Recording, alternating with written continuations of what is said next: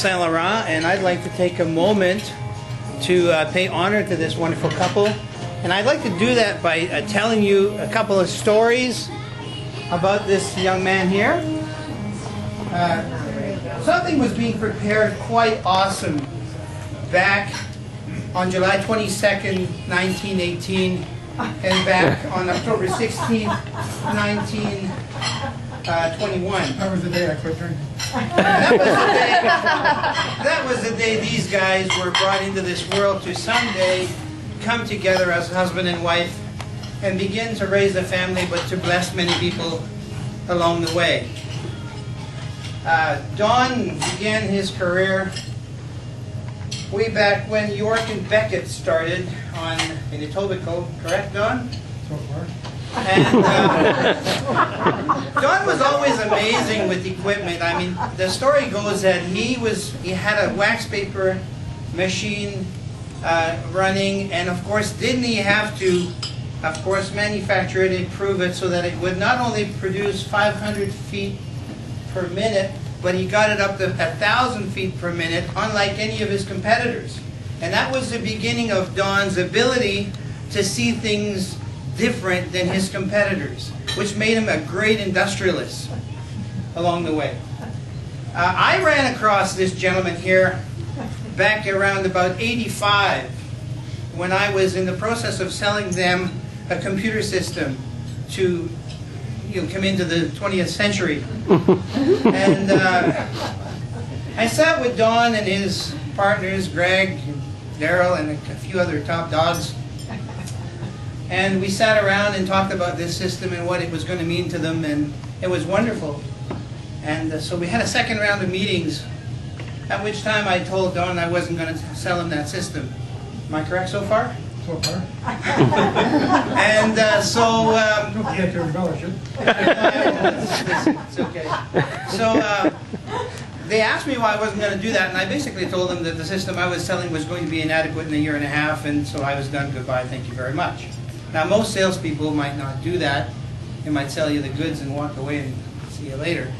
But that began the relationship with Don and I and Greg and the Beckett family, whereby soon enough they thought I should be on their team. So that's how I got on their team.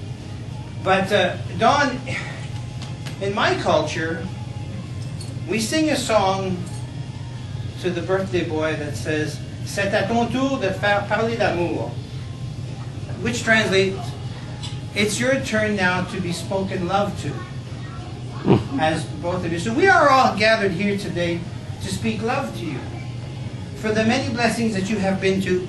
I mean, all your neighbors and your friends. I'm probably the youngest fellow in the room.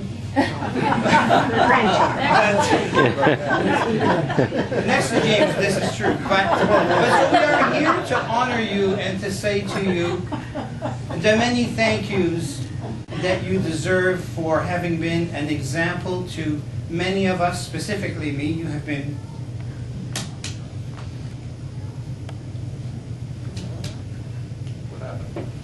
very wise over the years, and so we're grateful for you. So happy birthday, happy anniversary. God bless both of you. It's a joy to have Rock. And Joel named Joy the Rock. He's a strong character, and he knew what he was talking about. I didn't, but he did.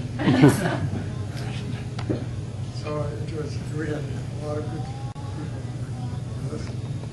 Not the least was the fellow there holding a camera, Don Byers, and his beautiful wife. I don't know how she, well, she broke with him, so I would say Don has been a good help, a good loyal fellow. Well, I had the opportunity. I should thank my two grandsons. I'm really proud of those two boys. My son there set this whole deal up. It was good, nice. Suzanne organized it all. I set it all up, but Suzanne organized it all. Yes. I was just trying to get to that. Suzanne has done a wonderful job. It's a delight to see all that.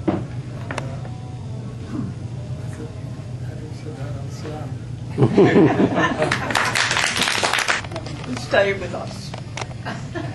You can't deny that. Do you remember all those parties we had? New Year's morning, we'd come to my house at night on New Year's Eve. God knows what time we go to bed. But we'd get up in the morning and we'd go to your house. And all the brave ones would go out and did they go to the sauna first? No, they went outside. Can you imagine? They used to go outside, because I used to watch. Art, if I do this. They'd go out in the snow with their bathing suits on. And then they'd come in and go in the sauna. Whereas I was sitting there drinking orange juice and champagne. And then, of course, we always have an annual party, you know, where we live. We allow the men to come to that one. We have two parties, two annual parties in the park where we live. We have a woman's party. We don't let the men come to that one. But we have a second one. And you know where we used to hold it? Around their swimming pool. Oh, it was wonderful. The memories we have, haven't we? Oh, and we missed you. We missed you when you went. Thank you. Thank you. And Don making pancakes and things on the grill. Didn't he? Oh, yes. That was on New Year's morning, yes. Yes, we had a wonderful time together. Thank you very, very much. We really do appreciate having known you. Thank you for the kind words. Bye-bye, dear. I wanted to tell you a story that I heard, and when I heard it, it made me think of Don and Doris Beckett, and I'll tell you why. There was a man who had cut his hand. His wife said to him, "You had better go to the hospital." So he went to the hospital. His hand was bleeding, so as he went into the hospital, he saw two doors in front of them. One said male and one said female. So I can figure that out. So he went through the male door. When he went through that door, he found two more doors in front of him. And that door said, above the waist or below the waist? And he thought, oh, my cut is above the waist. So he went through that door. When he went through that door, he found two more doors in front of him. And one door said, over 55 or under 55. Well, in his case, he was under 55, so he went through that door. When he went through that door, he found two more doors, Michael. One said, major or minor? He thought, well, it's not a heart attack or anything. So he went through the door that said minor and found himself standing out in the parking lot.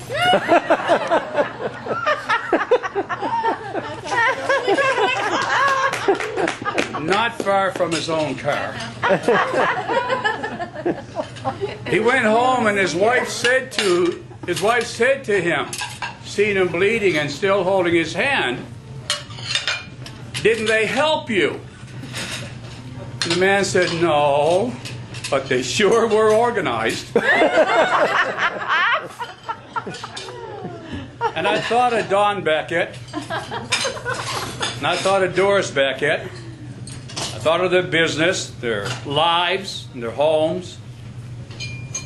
And I thought, well, in this case, you went in one door and you went out the other, about the same way you came in. And his purpose wasn't served. But my experiences, and many others are, Don and Doris, that coming into your business, coming into your homes, we were helped. We were affected. We were blessed. I was personally by Don and Doris. I just want to openly acknowledge that and to feed that back to you and to tell you thank you that I and many others who have come through the door of your life have been the better off for it. I ask God's blessing upon you for it. Here, here. That's right.